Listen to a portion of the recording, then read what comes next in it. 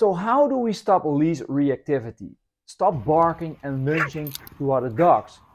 If your dog barks and lunges at other dogs while on leash, you are in the right place. Because picture this, you are out for a walk with your dog, and as soon as another dog appears, your dog goes into full reactive mode. Sound familiar?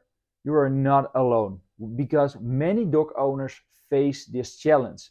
And in today's video, you're going to learn how to stop leash reactivity even if your dog is barking and lunging at other dogs. Plus, we will show you effective techniques to address this behavior and give you a much more understanding why your dog is behaving the way he does. In this video, you will see a reactive dog who can't cope with this other dog in his environment. So, what is the core issue with leash reactivity? Because most of the time it's not about aggression, it's about managing emotions.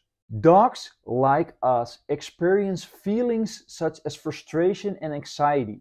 However, they often lack the ability to express themselves clearly because we don't read the body language that well. And when they are on leash, they are stuck, unable to escape.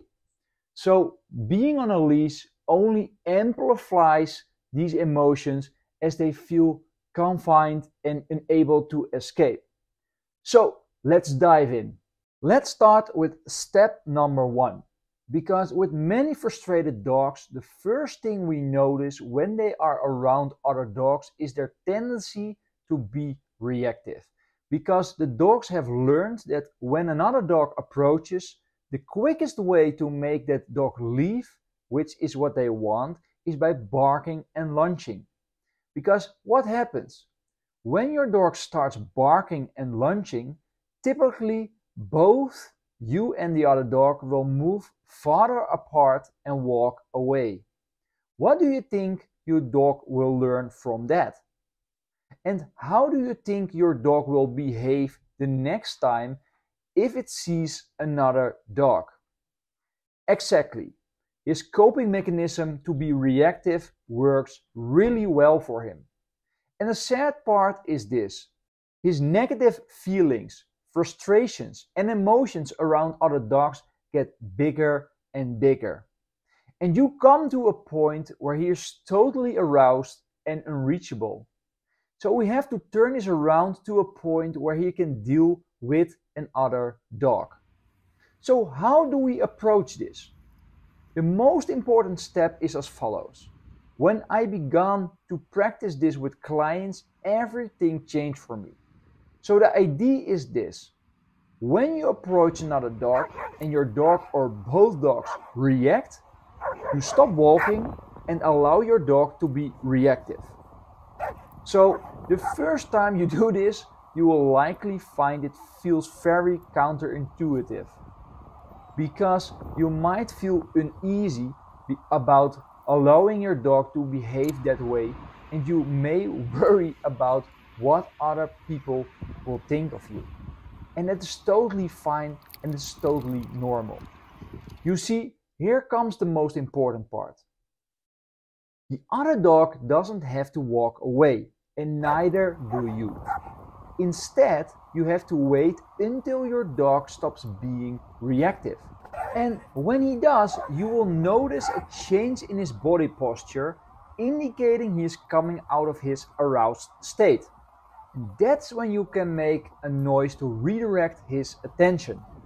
And in a couple of sessions, your dog will learn that his reactive behavior will not give him the outcome he expects. Instead, you give him the outcome he desires when he behaves calmly and relaxed. When you do this with your dog, you will see a lot of the dogs will learn real quickly that it takes them a lot of energy to be reactive because you don't walk away. And when he is relaxed and calm, he will get more space. But there is where step 2 comes into place, and that is reading your body's language and helping him cope with the situation. What do I mean with this? There are certain moments that your dog will come into the staring part. So this means your dog is preparing to react. But when you're training social walks like this, you will see that you can get him out of this state really quickly by helping him. How do you do this? Give him a noise and walk the other direction. If you are doing this the right way, you will see that you are able to get the dog out of his staring mode.